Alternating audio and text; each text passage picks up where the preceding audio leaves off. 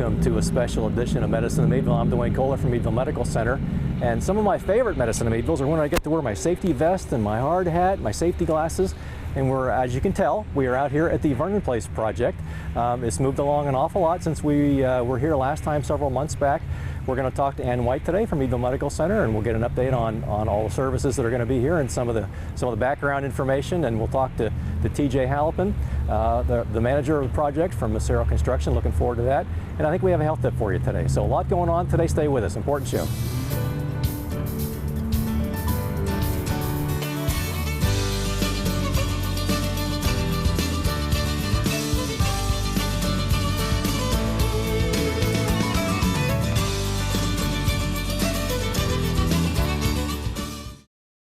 Joining us now is Ann White. Ann, welcome back. Thanks, when we Dwayne. talked before, I think it was like September, and there was bulldozers moving around and some dirt was starting to get moved now. There's really stuff happening.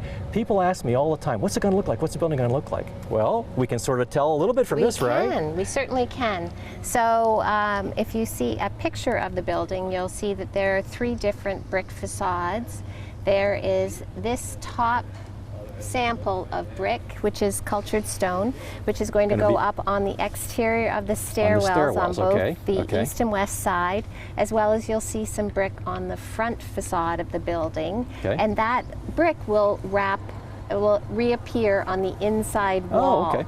So we're going to have sort of a very natural colors in terms of our palette, and then these other 2 bricks will also be part of the exterior of the building. So people ask me a number of times, well, that real green, that's a kind of strange color. Why'd you pick that? I said, well, that's the insulation. Don't worry, that's going to be gone. Now, right now, there's white on top of that, and now there's going to be nice bricks on top of that. Absolutely. So, well, that's beautiful. I think folks will be very pleased to have that. Tell us about the things inside the building. I know we've talked about it before, but just kind of go over it again. We've got sports medicine moving in. We've got our women's imaging center moving in. We've got the YMCA is going to be in there with us, orthopedic associates. And so let me ask you to go over the list and how all the preparations behind the scenes for those things are going. All right. Well, I know you're going to be taking a tour inside the building with TJ, who is our on-site supervisor from Macero, who is our construction management company. So let me just sort of visually walk you through the building. You are going to walk in the building and be greeted by the big barrel-shaped that you see so prominently from the exterior. So that barrel-shaped is a 2-story atrium within that section of the entrance. And then as part of that, there is a typical 1-floor height ceiling. And in that, we are going to have a small cafe area for grab-and-go healthy food, as well as we're looking at having a little fireplace in there, so that it creates that ambiance of comfort and tranquility. Homey and make me feel relaxed and at ease. It's sort of a healthy creation. There's going to be a staircase to walk up to the 2nd floor. And the reason being, we want people to be moving about the building, not just using the elevator to go up and down the 1-story. You know, there's obviously people and patients that are going to need to use the elevator, but again, trying to create that momentum of it's an environment that you're living in and walking in and not just going to destinations and staying there. Elevators sort of at the point within the lobby that it's visual, and there's actually going to be another wall, small wall with the cultured stone to help mark where people need to go. On the left-hand side, when you go in, there is the Meadville Workforce Health, which is the new name for our occupational medicine program. Beyond that, at the very back on the left-hand side, extending right the way to the back, is the YMCA. They're going to have 3 fitness rooms. One, I believe, is dedicated to Pilates and yoga, another one for spinning, and another one for exercise, and then a big open space. And then a full-size volleyball court gymnasium at the back with a racquetball. On the right-hand side, we have therapy from front to back. I talk about the front part of therapy being the quiet side, so patients that need one-on-one type rooms and treatment sessions will be on the right-hand side at the front, and behind that, the gym side, where we will have our open gymnasium space with the equipment. modalities and whatnot for treatment. And again, this facility will have physical therapy, occupational therapy, speech, as well as sports medicine. So those outpatient services will all be provided in one location. And then at the very back we have not one but 2 HydroWorks pools. Nice. So we're excited to be adding a second swimming pool, or therapeutic pool, not a swimming pool. And then on the second floor, if you walk up the staircases, on the left-hand side we have a space that I'm calling shared services, which will allow conferences to occur, small meeting rooms and whatnot, as well as the 2 massage therapists are going to have space there. And then on the right-hand side at the front, as you're walking in, or if you're looking at the building on the front, is outpatient radiology. Okay. Radiology will have the women's health with a designated entrance and sort of private area, okay, as well as then the general waiting room area for outpatient radiology and CAT scan, bone density, ultrasound, plain X-ray films and things like that will all be there. The MRI machine that's going to be relocated is going to be on the first floor, ground level. You can't really move MRIs very easily. In a self-contained building, They and they've got to have all kinds of shielding and all that. Right. Sure. So that is going to be on the right-hand side on the ground level. And then essentially the space behind those 2 services on the second floor is going to be all of Orthopedic Associates of Meadville. So they have almost 25,000 square feet.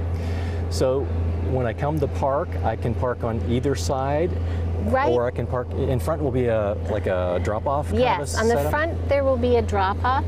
As part of phase 1, we are creating parking fields essentially between our building and the cemetery. Okay. We're sort of standing in the parking field as we speak. So if you're looking at the building, all of the space to the left-hand side will be parking. And I believe it's parking for over 300 vehicles. Okay. There will be certainly some parking on the right-hand side close to the MRI entrance. But as part of this phase of construction, the parking field is immediately to the east of the building for the most part. Now, a number of people have asked me other things that are down the road. Are there any decisions about those kind of things yet? I hear some talk about moving of stoplights and turning and or that kind of stuff. Yes. PennDOT conducted a traffic study, and they were very, very participatory with the community from the stakeholders' perspective. Of course, the hospital being one of the many, but many of the businesses as well as the community were invited to participate in a series of stakeholder meetings. I believe there were 3. That study came to the conclusion in the spring of this year, and the final copy of the analysis created by the firm who was hired by PennDOT to assist them with all of our traffic needs sort of in this neck of the woods. In this neck of the woods being from what they refer to as the Little I, which is the intersection down by Sheetz and Home Depot and Giant Eagle, out to the Big I, which is the Sheetz and Flicks TV and the junction with 19. 322 and 6 and 19 all coming together. Right. Okay. And then they also looked even further down the 322 corridor.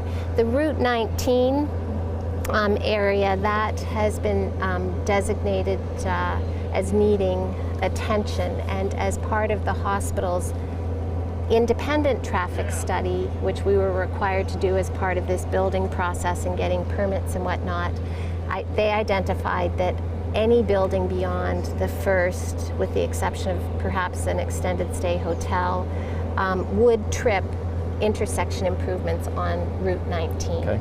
So that's something that we're working very closely with PennDOT, Vernon Township's helping us explore opportunities for grants and funding in conjunction with the government, because there's a recognized need by those multiple parties that working together and having a cohesive plan to present makes a lot of sense for our community and the safety of our community. So They are talking about a roundabout on Route 19, Okay. and ideally, as part of that process, the hospital from this side would change the location of the roadway access that currently is on 19 to curve a little bit so it aligns with the movies. And So it'd be near the entrance of the movie theaters and the steakhouse and all those things on the and other that makes side of perfect 19. sense Okay. from a safety perspective, sure. because there can be times when that intersection isn't the safest the way it is right now. So Gets pretty busy when the movie lets out. oh my gosh, Been through there, yes. Yes, absolutely.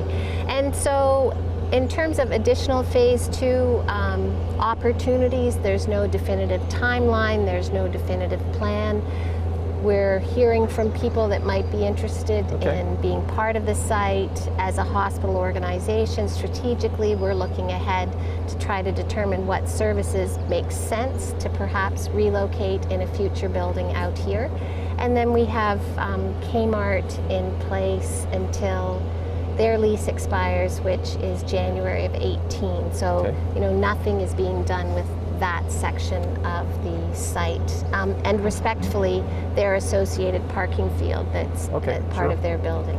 So the issues about the roads and so on actually makes sense to have all that worked out before we start talking about future Absolutely. buildings. So Absolutely. all good. Yeah. Well, any other news? Any other thing that the folks would be interested in? No, I think one of the things that's really been a thrust and a focus of this project is, when possible, to utilize trades and award package bids for the construction project to local vendors. And we have made an effort in conjunction with Macero, when we have our monthly steering committee meetings, that they report to us where geographically bids have been awarded. So our local is defined as Crawford County, and 20% of the bids that have been awarded to date are specifically from people within Crawford County. So as we look around the site later, a lot of the folks that we're going to see working over there are local guys. Local guys, absolutely. And our next sort of concentric circle that Macero reports to us is what we're calling regional, and that is within a 50-mile radius Okay. of Meadville. So, you know, that again, and that award package is 72%. So if you take what we have awarded to date, 92%. Are almost all within the 50-mile within radius. a 45 or 50-minute drive Yeah, of exactly. here. So Exactly. So absolutely, when you're seeing people on this site, I know I've spoken to people from Edinburgh, I've spoken to people from Conneaut Lake. You know, people are excited to have that. And, you know, there's been a tolerance when possible to really consider where are the businesses from that are bidding on our project, and trying to take that into consideration, because we appreciate the fact that we're an independent community hospital. This is our community, and the people working on the site Truly are a community chance project. to use it. Yes, absolutely, to use our facilities. So we appreciate their support. well, Ann, I'd be remiss if I didn't ask you about your lovely pink hard hat. Well, thank you very much. Val Wade shared this with me. It was like the passing of the crown. Well, very from nice, on yeah. Yolanda G. when she was part of that construction project. So I must admit, if I didn't have the two of you gentlemen with me, I'd be wearing one of the white ones. Okay, with the Meadville Medical Center logo on there. Yeah. Very good. Well, Ann, thanks for the Thanks, update. Wayne. We'll be back. We love keeping up on this project. Great Oh, project. absolutely. It's exciting. Thank you to our community for their support.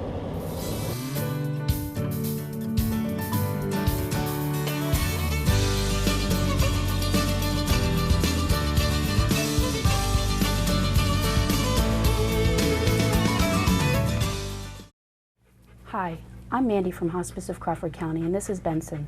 More folks are realizing the effects of pet therapy and pets, and you are more likely to see pets accompanying their humans in the community.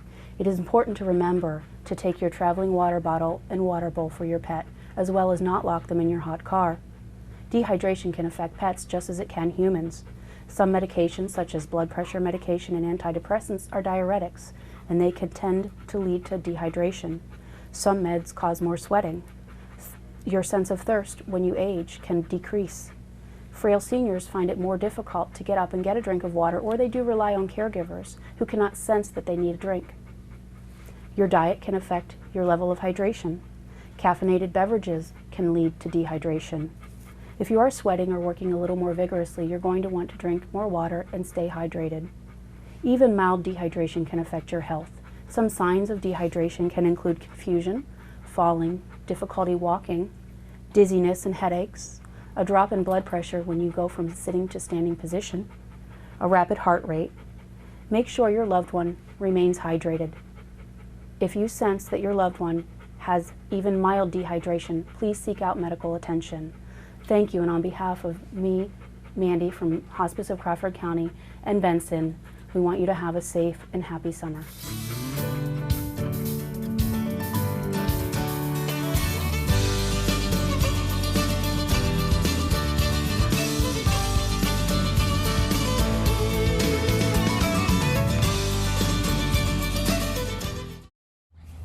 And welcome back to TJ Halapin. Hi, Dwayne. It's been a while since we talked. The last time we talked, it was, man, the guys are, struggling through this cold weather or whatever. Now it's like we're getting to the hot weather here just a few months ago. Yeah, it's amazing in a couple months the swing in temperature. How are they making out with the hot conditions? I know construction projects can be pretty tough on both ends, both the cold and the hot. We'll take this any day of the week over the cold. Yeah, it just rejuvenates everybody, and we look forward to getting here instead of wishing we were somewhere else where it was warm. So. Now, last time out, there was green all over the building. Correct. I see a couple little corners of green. Now it's white. What's up with that? What that is, that's a fluid-applied membrane that permits moisture and air from infiltrating the building, but yet it lets some air out so the building could breathe. Okay. So this is a fairly new product that the Meadville folks spec'd for the project, and it's neat. It's a real good product. 3M makes it, or DuPont, I'm sorry.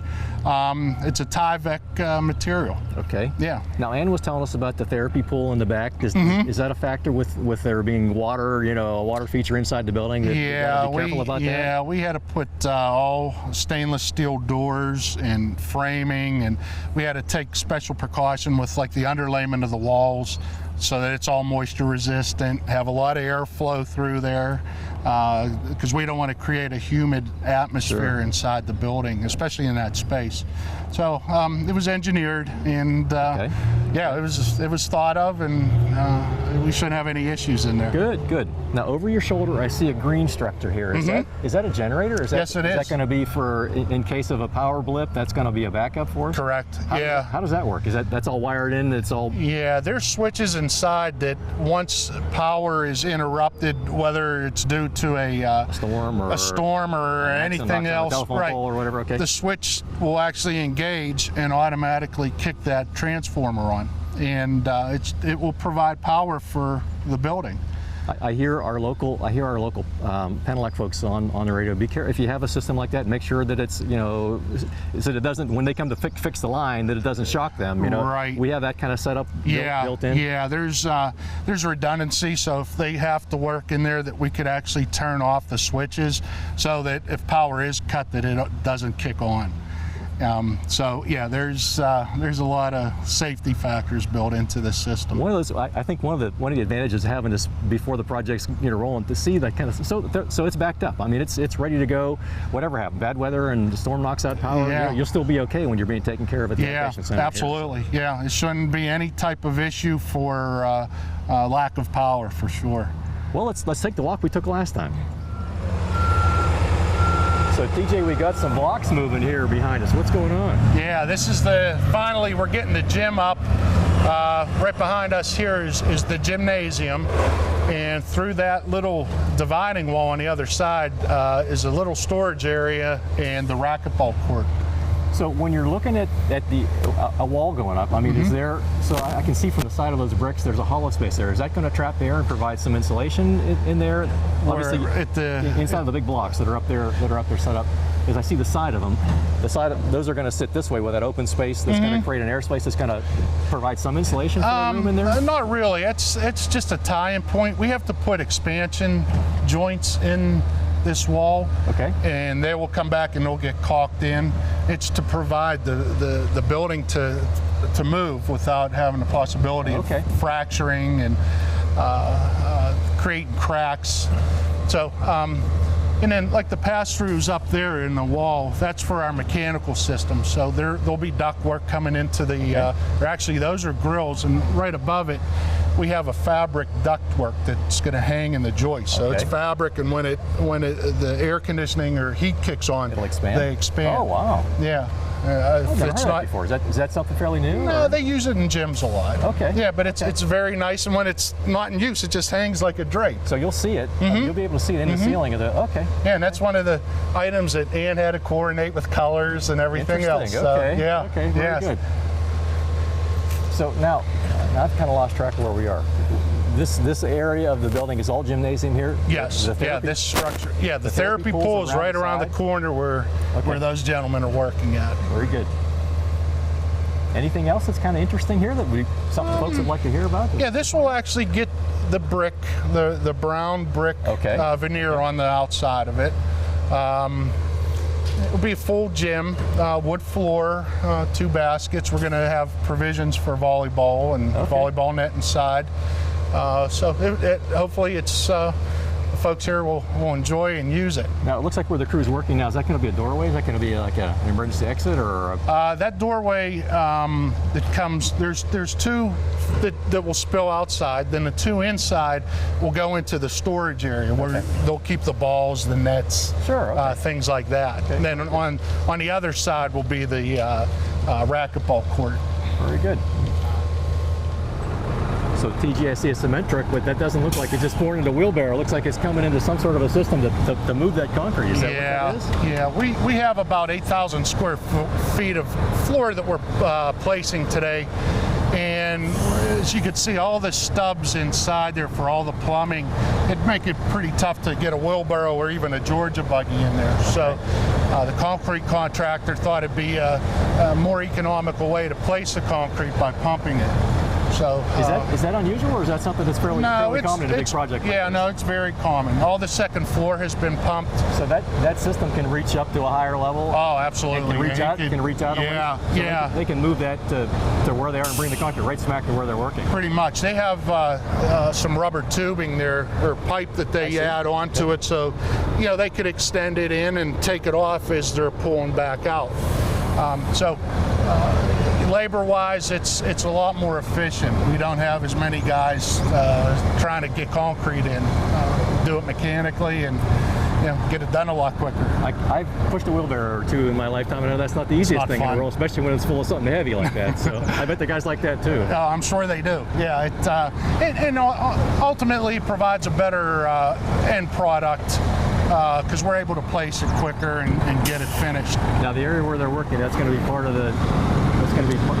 Yeah, we're in the Y area. Okay. Right behind us, where the guardrails are and that depression is. That's the 2 therapy pools that are going to go in. So right now, all those stubs sticking up. Looks like we're in the way of a truck here. That happens when you're on a construction job, I guess. Okay. Yeah, but that's the area of there's locker rooms and changing areas, some showers. Okay. So there's a lot of underground in there. So that's why all those drains you see for drains and for water coming in. Exactly. Yeah. Very good. Yeah. Interesting. Never seen the pumper up close like that. That's pretty neat. Oh, they huge time saver. Very good. Very good. TJ, we're on the west side of the building here, and I see we looks like we're prepared for some big dogs. These look like big dog houses to me. What are these? No kennels. These not kennels. Okay. These are part of our storm retention system. Okay. And what these do, they go together, and they're laid end to end down on the east side. The contractor's over there now installing it, and it'll be roughly 160 feet by 400 feet long, with a series of 8 pipes, and all the storm water that we collect here on site through basins, the roof drains, all tie into that, and it spills into this, and it's laid in there perfectly flat, and it holds the water. and it just Kind of lets like an it out. underground pond almost. in a way. For lack of a better term, sure Okay. is. Yeah, and then once the water gets to a certain height, it just lets it spill very easily back into the environment. Is that what these openings are here? Yeah. I guess that'd be halfway up. Yeah, You can see. exactly. Yeah, and it will have some groundwater seepage into it, but for the most part, it's designed to hold the water. So these go together like a long pipe system and make a almost Yeah, like a big Lego kit. Like, okay, Lego, so I like it. Okay. Again, one of those things that you're not going to see, as we pulled into this, I don't know what those orange things are. I got to ask TJ what those things Yeah, are. So. yeah. This is the first time I've used this system on any of my projects, but it seems like the contractor likes them. They're very easy to use, and we'll see how well they perform. Very good. Very good. Thank you. So TJ, as the water collects in a parking lot, it's going to end up in a drain like we can see behind us here. That's correct. And then that system that we talked about a little bit ago. Yeah. This system, pretty much, it's a big loop. It starts in front of the building and comes counterclockwise over to where that retention system's in. So again, this is pretty flat as far as piping goes. It's laid in flat because, again, it's designed to hold water. So this isn't water rushing through and going someplace. No, Okay. no. And like all the roof drains, they tie into this system. So Okay. any storm water So will you're not going to actually... see drains. You're not going to see drains and water spilling down on No. Everything's contained underground.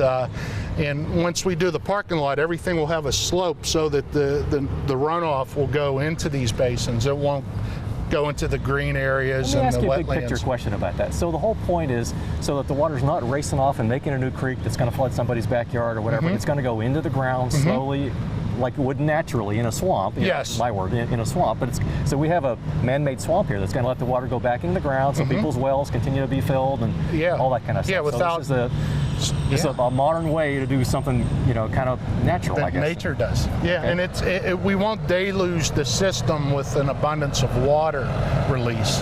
And the EP, it's regulated. So this is something that all projects have to do. It's just that we're doing it a little differently with this system. Sometimes you'll see, at the edge of a parking lot, like a deep, I don't know what the word is, pit or whatever, that's kind of graveled in, and maybe it's got some natural, plants growing out of there. But that's to fill up, whenever there's a big rain, and then just slowly let it go down. So that's what this system does. Yes. Like it's sort of more in a hidden way. Yeah. Okay. Yeah, for the most part. And then in the back corner here where the concrete trucks are, we have to allow so much rainwater to actually penetrate back into the ground. So we got a weep system with big rock. It's just going to do the same thing back there also. It's always one of those, as I'm thinking about what you're saying, one of those trade-offs is we need to have, okay, how many people are going to be coming to this office, that office? So we're mandated how many parking places we have to have. Yes. On the other hand, the bigger the parking lot we have, that's a hard surface, right? The more it's going to not let water go straight down. So we've got to have systems like this to we have to control balance those things out. Yeah, we have to control it. So the engineers design the system and we install it and everything's in harmony. Interesting, interesting. So I can kind of see that membrane that you talked about. I can kind of see it up closer. You can see that you said, what was the word you used? Painted? Not painted on. It's fluid applied. Fluid applied? Yeah, which we sprayed it on and then rolled it with a roller. And if you go up and touch it, it's like a rubbery, it's rubbery. Okay. Again, like I said, it's designed to keep water and air out and let the building breathe at the same time. It's an amazing product. Now, from the last time we were here, this whole entrance is starting to take shape. This is much different than when we saw before. Tell me about that. This is one of the neat features. This front canopy. It's double tiered. This will all be open. There'll be a drive lane in here so that you'll be able to get in and out of the car. If it's raining, you'll be able to get in and out of the weather. Right. And then you will have access right into the front of the building. And this feature here will all be glass all the way up. Beautiful. Yeah, it's going to be striking when it's all done. Well, let's go take a look.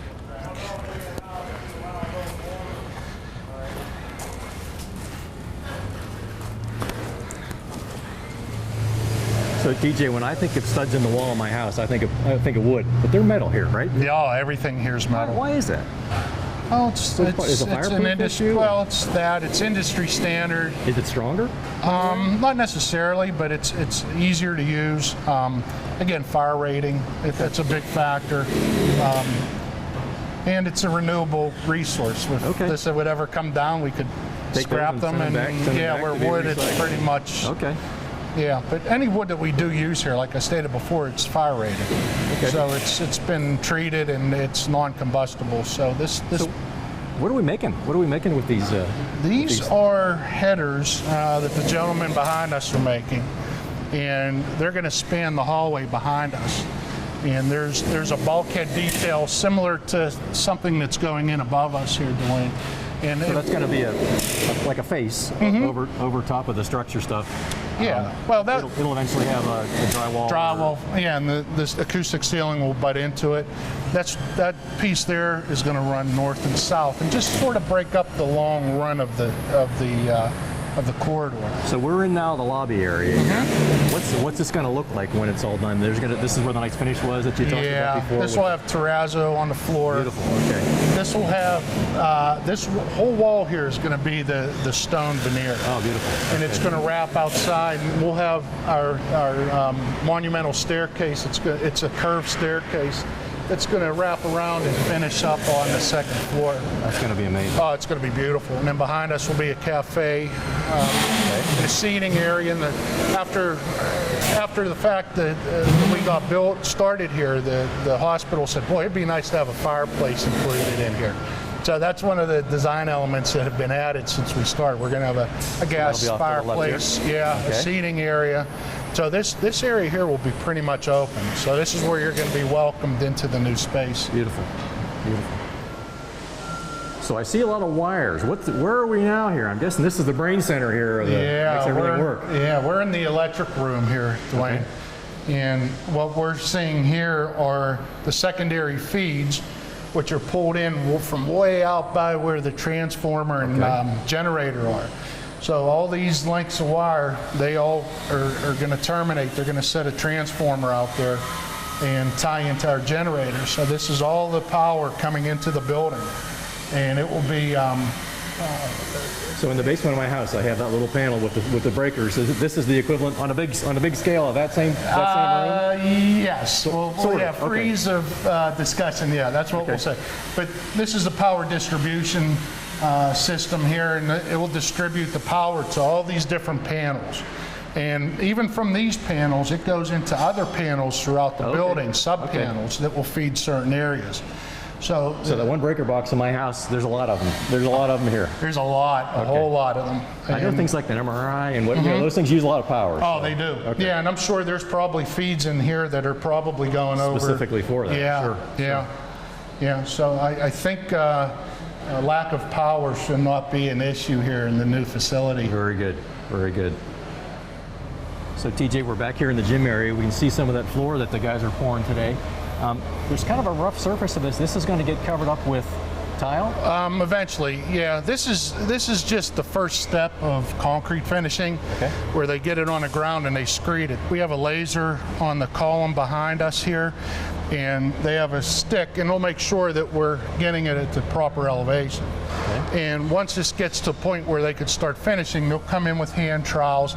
Then they have a big whirlybird, a walk-behind machine that will actually come in. Floor buffer, yeah, I see exactly. going around the hospital sometimes.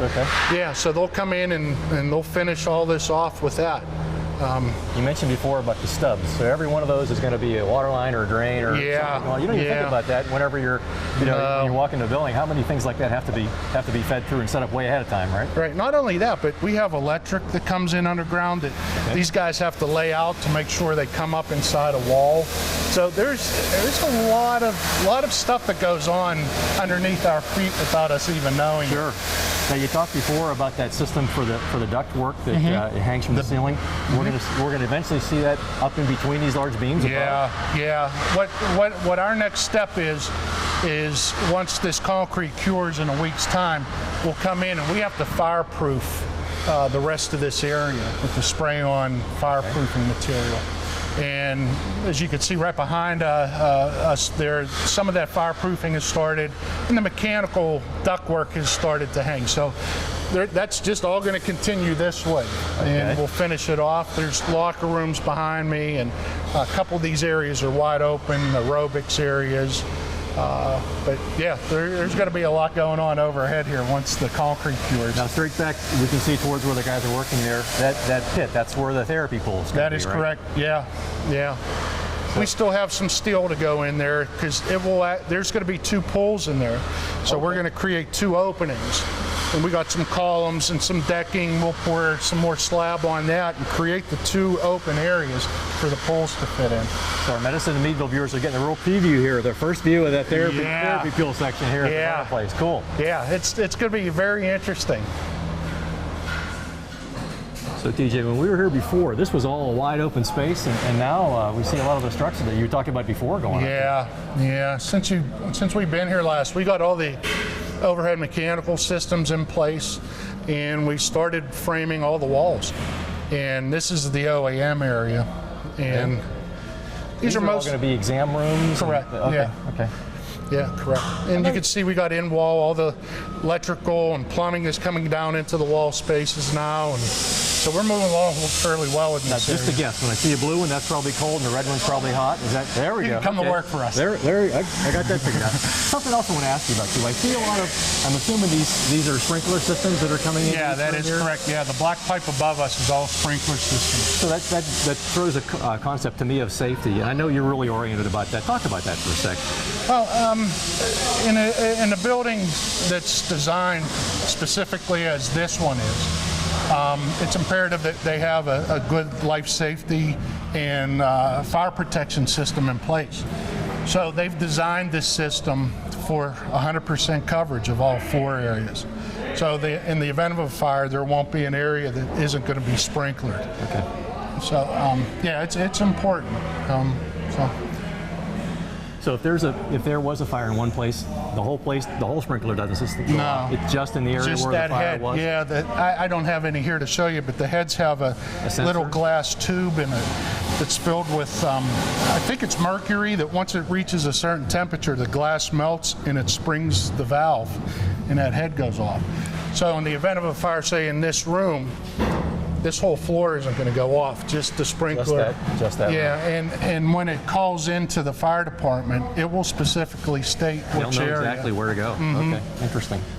How about that? Yeah. One of those things you don't see exactly, behind the but scenes. it's nice to know that it's in place. You bet. Yeah, if you ever need it. Mm-hmm. So TJ, this is interesting. I don't remember this from last time, but first the question: how'd this crane get upstairs? We're on the 2nd floor. How'd the crane get to the 2nd floor? I don't know. I came to work one day that was up. No, we were actually able to bring it into the building on the back side, Okay. and then bring it over. Getting it in was the easy part. I think getting it out might be a little more trickier. Yeah, but no, we'll be able to get it out. It's mostly so we can work on this high area of the OAM waiting area. Okay. The waiting area itself, really, there was not much for us to see when we were here the last time. Talk about this for a sec. What's going to happen here? Well, this is a waiting area for the patients that are coming up for an OAM appointment. For their orthopedic visit. Okay. Yeah, and it's a nice feature. It's a 2-story open atrium, and I think it was designed as a calming effect for folks. Sure. You know, to sit in here and just take it all in and not have to worry about a doctor's visit, because that could be stressful on folks. And I think it was just designed to be soft and very comforting. Way here in the middle of the building to have this natural light coming in, that's going to be really nice. Again, yeah, it's one of those little design features that I think people are going to be really impressed with when they see it. What are the walls going to be like here? It's going to be painted drywall with a lot of bulkhead detailing and steps, and you can see up top all of that is going to be step bulkhead. And open ceilings with can lighting. It'll be interesting. Oh yeah, it's going to be very, very nice. Very good.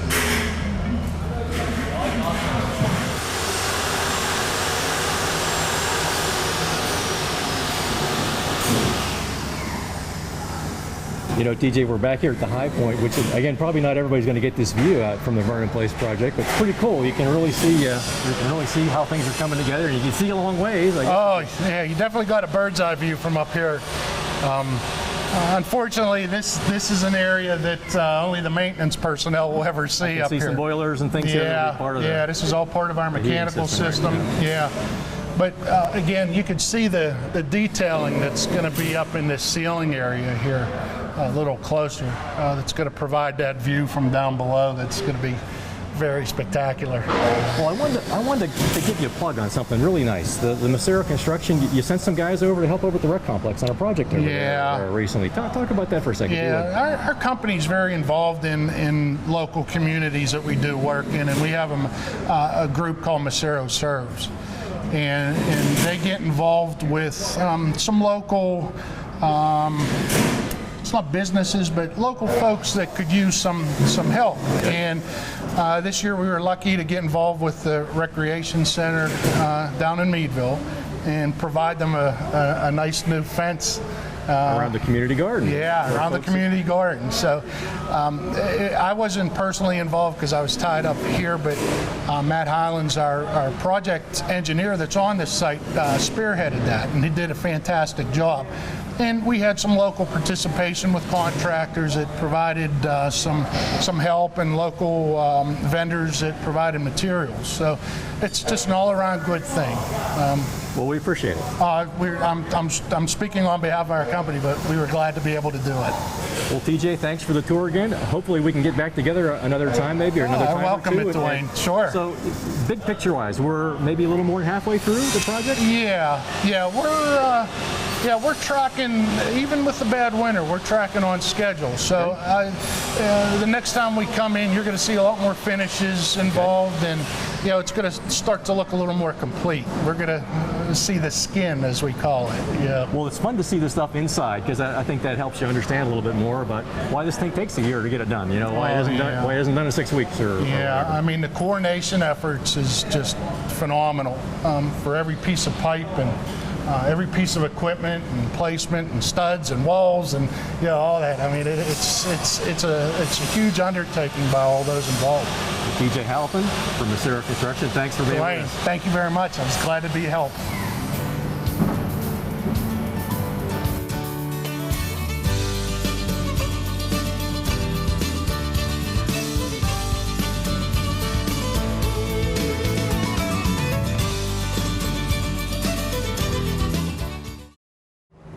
Well, certainly a lot of progress here at the Vernon place, and it's on schedule and on budget.